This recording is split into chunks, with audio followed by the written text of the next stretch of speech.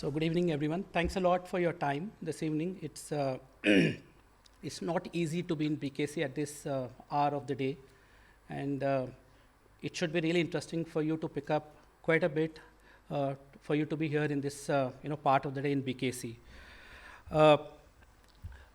Predominantly, what I'll cover as part of some of the insights, what I want to share is, of course, there's a lot of hangover around digital transformation. There's a lot of hangover around what's happening in India in last from 2014 in the context of digital transformation. And also, what are the key issues, what we are seeing at this point of time in the context of digital transformation, post-COVID scenario, and how it is relevant in the realm of fraud and financial crimes management. Is there a recipe for this in terms of the kind of transformation, what we are seeing? I'll just cover a couple of perspectives around that. One, of course, from an independent report and what SAS perceives around approach to deal with the current issues, what we are seeing.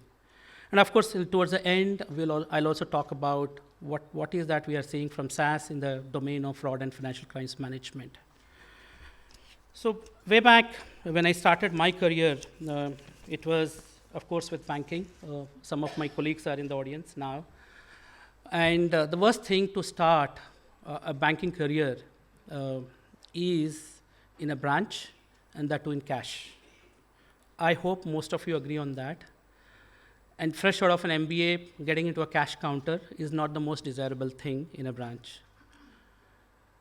Just at a time when I thought things were not going as much as what I expected, having done MBA finance, but that's where I got to the ATM, the first ATM what gotten into Hyderabad at that point of time. And there could not have been a more delightful moment for a guy who is in cash, looking at the ATM.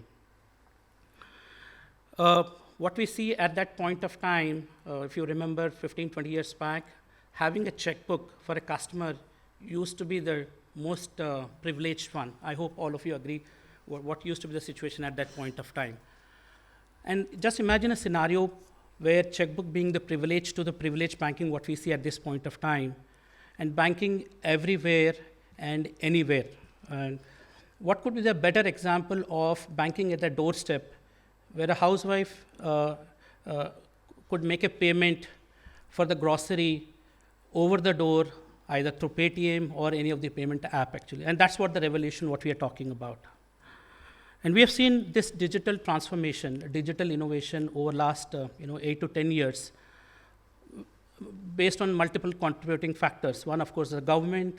The second is the digital adoption. Third, of course, is not the most desirable one, which is the COVID one, actually. Sometimes you need a disruption to change the habits. And of course, the COVID one was the one which essentially disrupted to create those habits. All the elements of banking at this point of time, right from account opening, digital lending, everything is happening through, the entire life cycle is done through digital itself, actually. While we say this, at the same time, the biggest issue what we are seeing, it comes along with some risk. I mean, those risks could be our cyber fraud, cyber security issues, payment security issues, and so on, actually. When I started my career in banking, the most important technology in a banking used to be core banking, okay? But I don't think core banking remains as a core at this point of time, okay? I just want to put a question to the audience. What do you think is that one which essentially has replaced the core banking? Any guesses?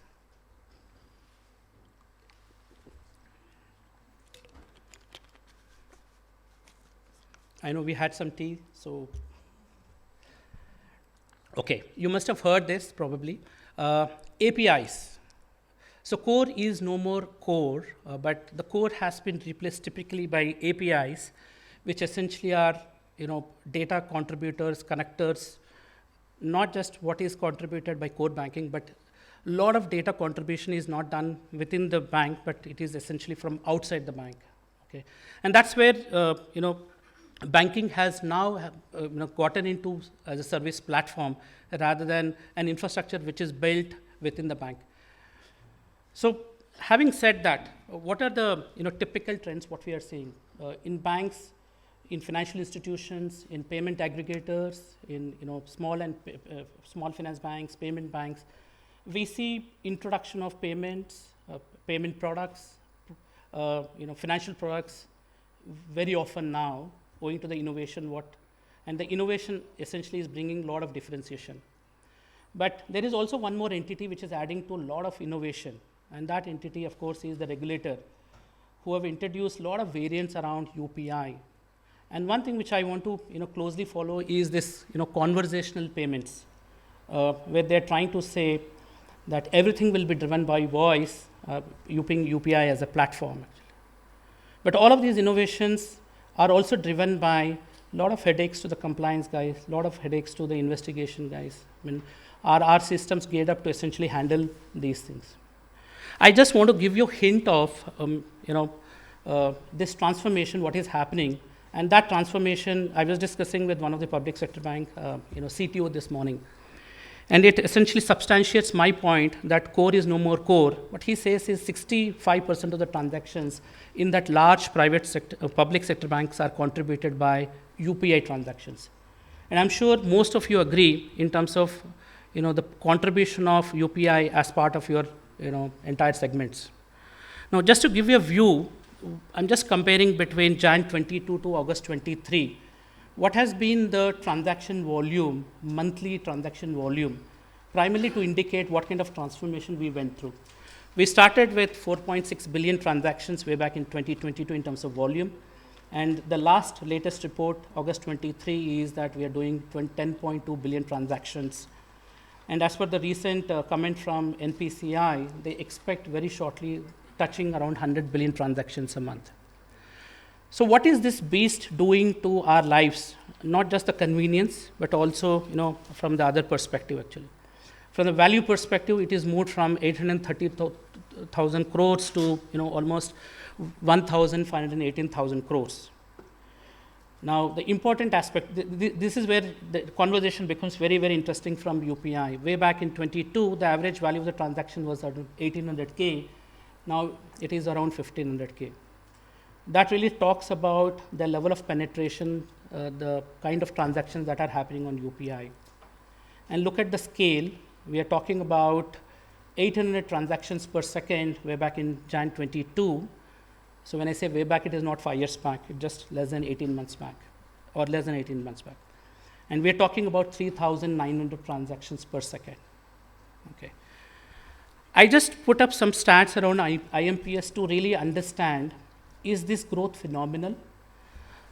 If you look at the numbers of IMPS, I put IMPS because from the way it is interacted, while it is a peer-to-peer, not peer-to-merchant, what you see here is very, very interesting. It has grown just from 0.8 billion to 0.4 billion to 0.47.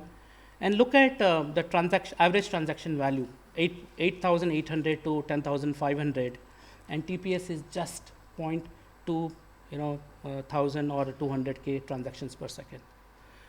So when you see this in the context of other payment types, the UPI definitely gets stand out in terms of the beast, what it is trying to create. Now, just to pick up some of the themes, is the situation as worse as what it was there in terms of fraud or financial crimes? What I see here is I picked up some of the stats from RBI in the latest annual report.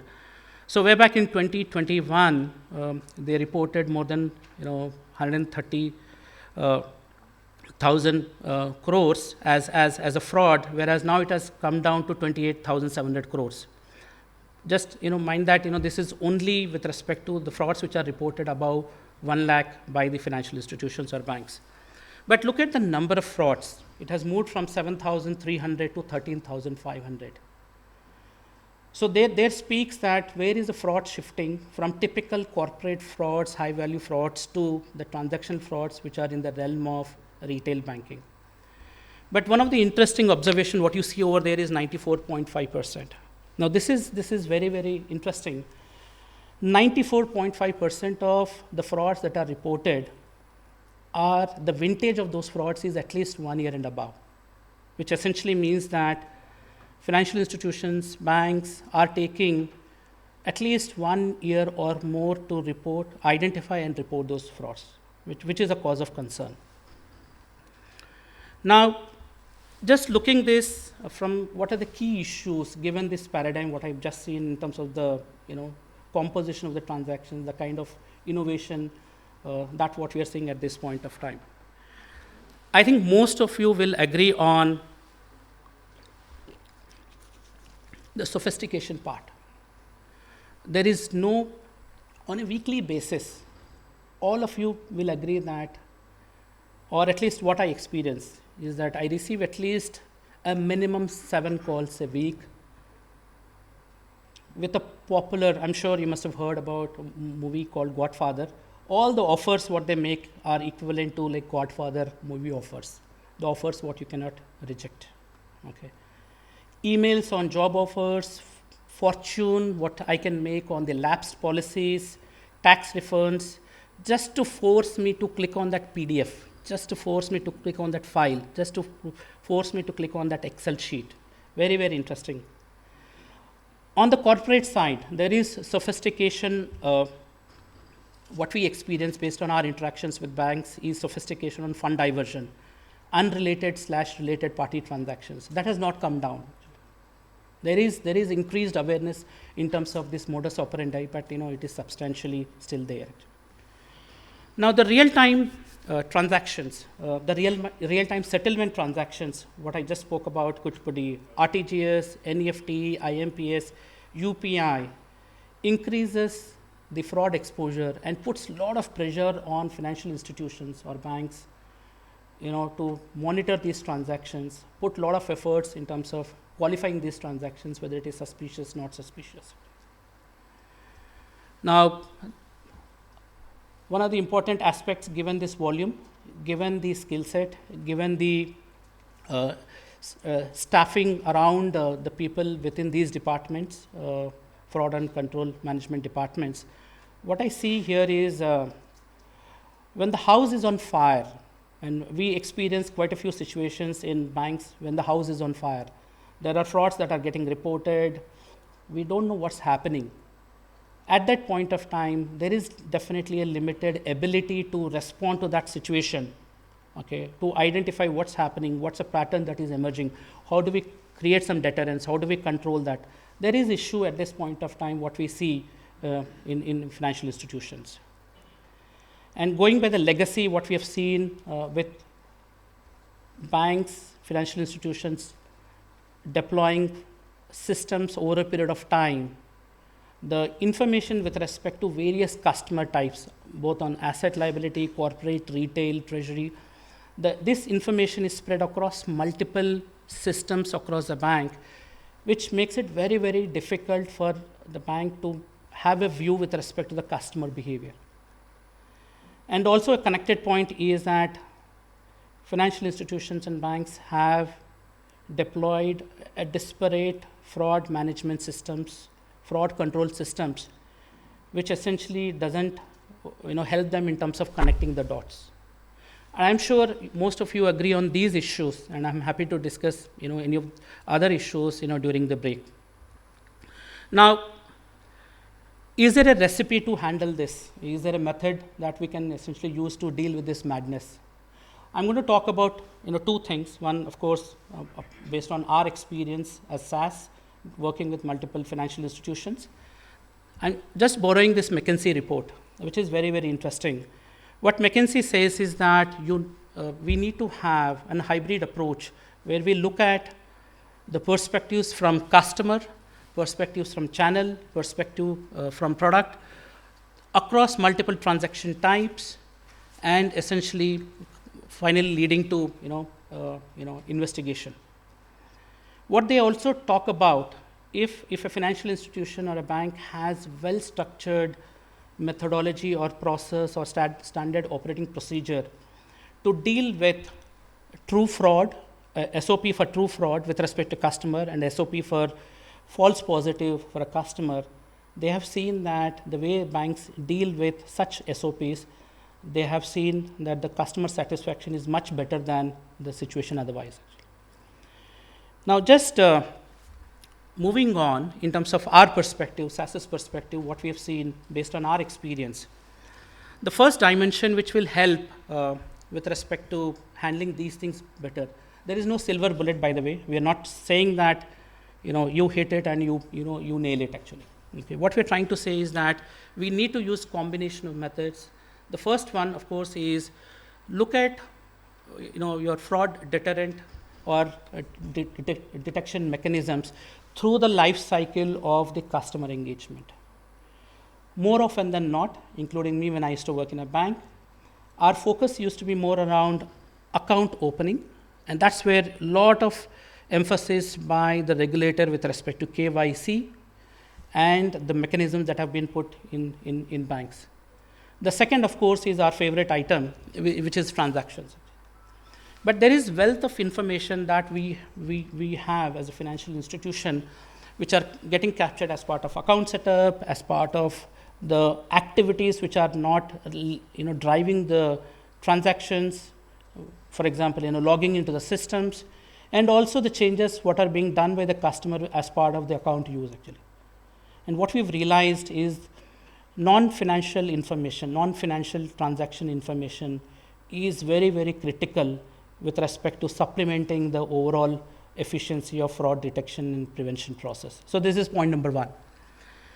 Point number two, all of us agree that you get calls where you will feel that this guy is literally misleading you. Okay? And there are calls which essentially where you feel tempted to respond to that guy with whatever they are asking for, which essentially means that somebody is a hit and run and somebody is essentially have a plan in mind and they clearly understand the customer behavior. They have a clear structure in process and they end up almost succeeding in perpetrating fraud. So the point is, can we deal with such situations evenly or in the same fashion? The answer is no. And that is where we talk about looking at combination of things. One, of course, is event. Event is all about monitoring a transaction, a financial transaction, non-financial transaction, account opening, any of these things. I mean, look at this as one of the aspect of multi-level assessment. We are tempted to look at transaction because that's what we think that we need to stop if it is suspicious. But the problem with that approach is that, I'm not saying it is not good, but the problem limiting to that approach is that the number of false positives will be very, very high because your perspective is limited to a transaction. Your perspective is limited to only one single transaction or group of transactions. And that's where it graduates to the second element of this multi-level assessment, what we call it as entity. The obvious entity in the context of what we're talking, of course, is your customer, account, and so on. But the realm of entities could be much more than that. The realm of entities could include address, contact number, phone number, landline number. Any of those things could essentially become a matter of interest. Now, why is it important? When we essentially do the assessment of an entity and not just limiting to account and customer, we essentially look at assessing the riskiness associated with a mobile phone, which is device. We look at the assessment from the perspective of an ATM machine, which is again a device where we do the transaction. All of them are very, very important, and I will talk more in detail when I get into one of the example.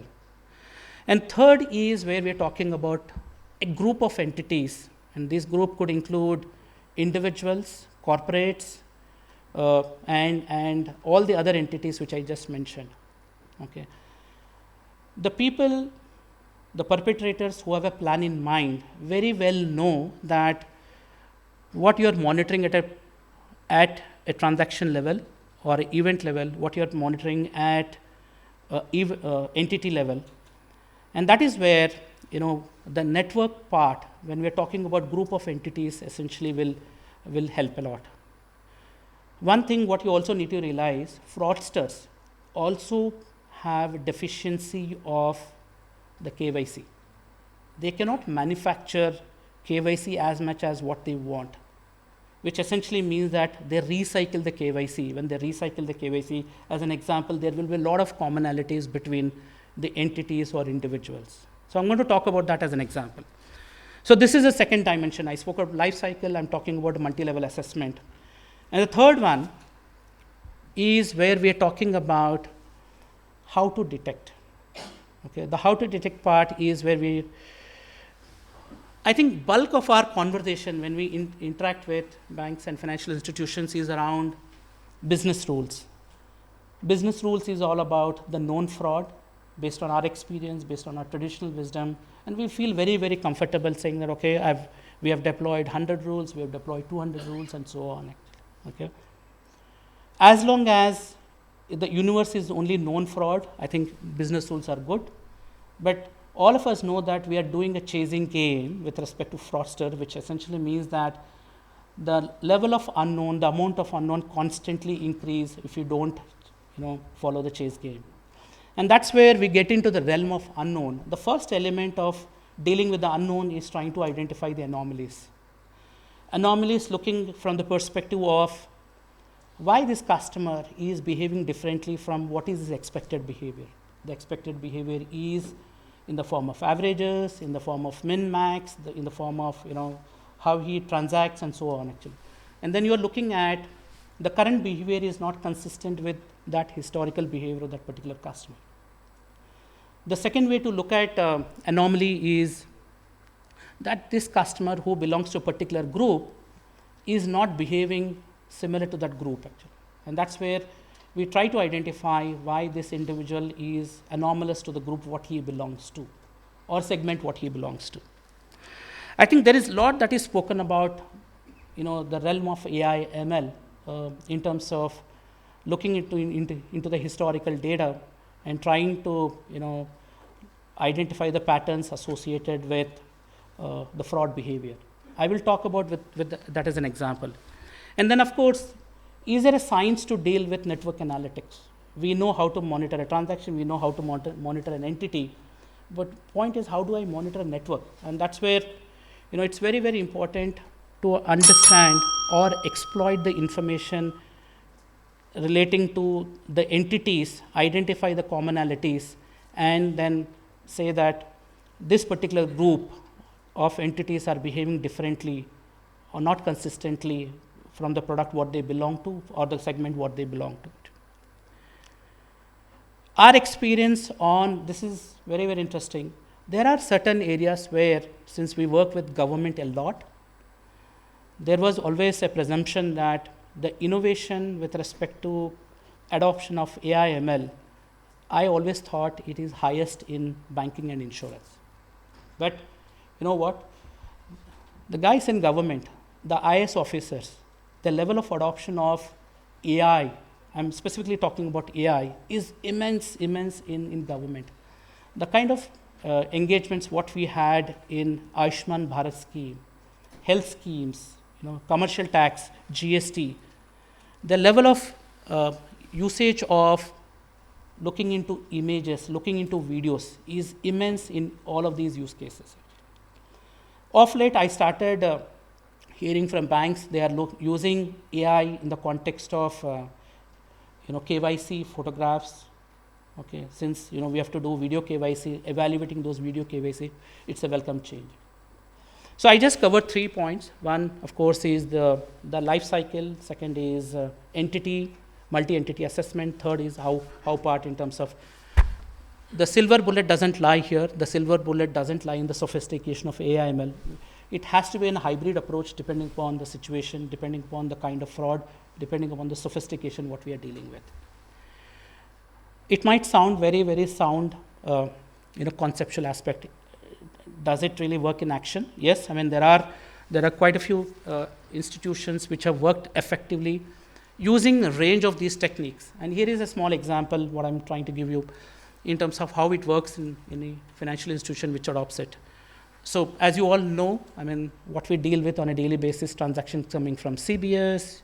Of course, the beast in the room is UPI, cards, mobile banking, whole host of channels across products, both on liabilities, retail, liabilities and assets, retail asset products, corporate asset products, and so on.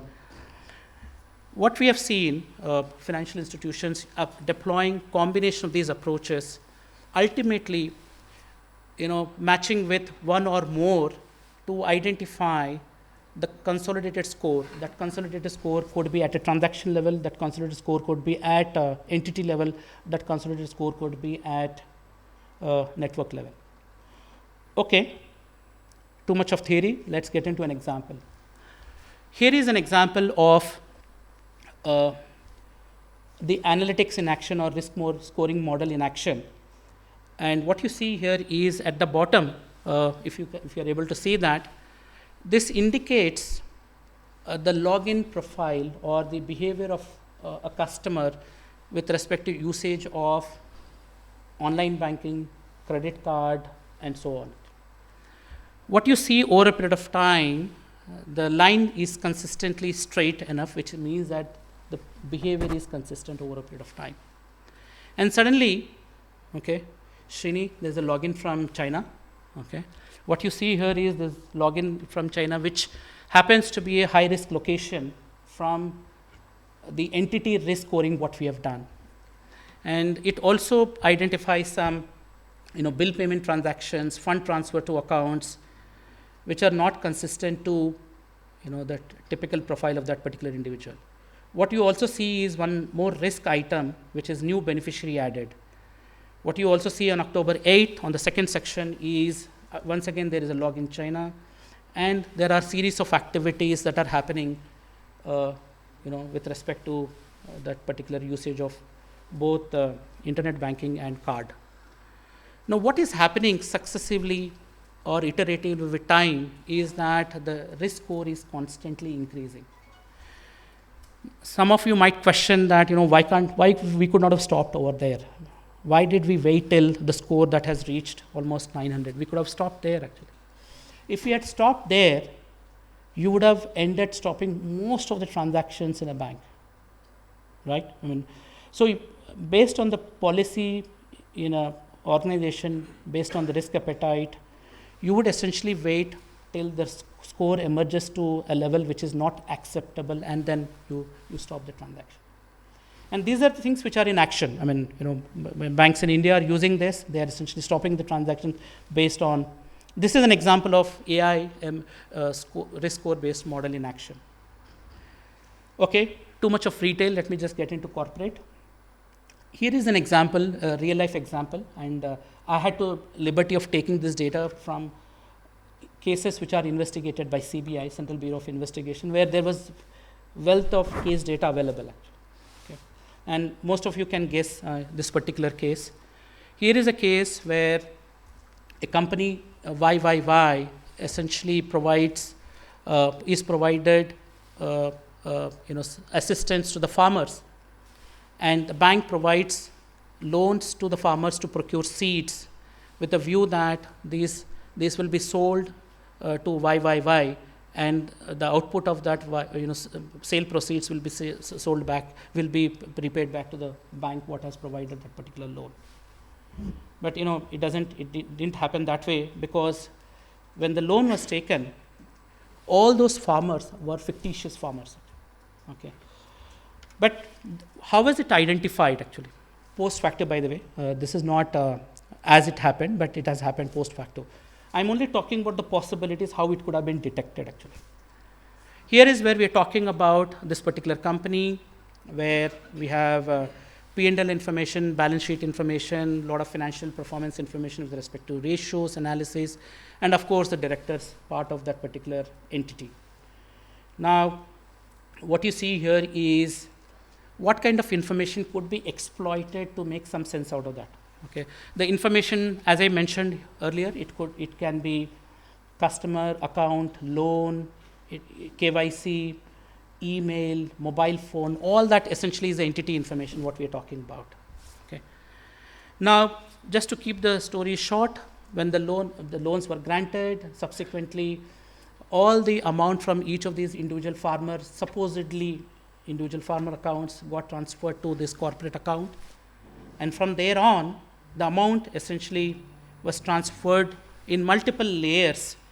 So it started to the director companies. Subsequently, if you see, all those red blocks are the layers that essentially where the money got transferred, multiple layers, and finally it got moved to overseas bank where the money moves out of India actually. So this is a classic case of fund diversion, and also the loan is not being used for the purpose what it had been given for.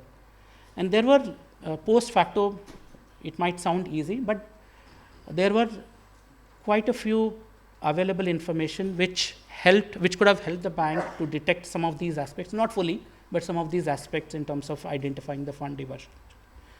Now, in the interest of time, my last comment, from what we have been working both in India and abroad, what we have is SaaS financial crimes management platform, not just limiting to a particular product, transaction type. We essentially handle range of products, transaction types, and we have not come across a situation where, specifically in the context of emerging transaction types paradigm now, we have not come across a situation where we cannot handle a new payment type.